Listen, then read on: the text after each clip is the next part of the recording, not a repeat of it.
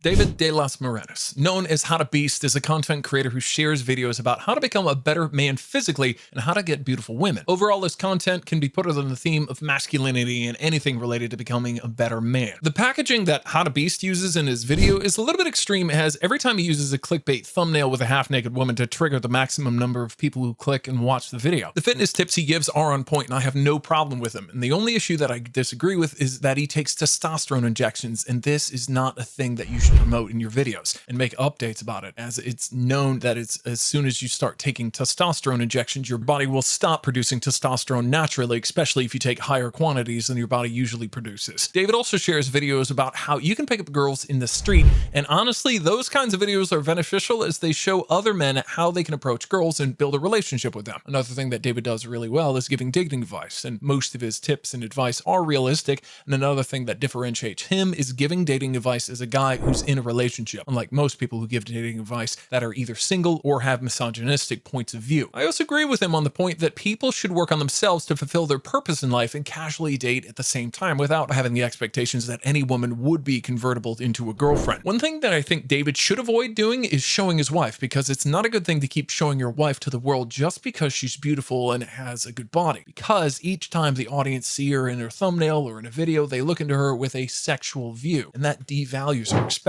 that she'll attract many eyeballs. Overall, David is a nice guy that I learn a lot from, and he has some really good content that he's helping many young men to develop themselves and become better men.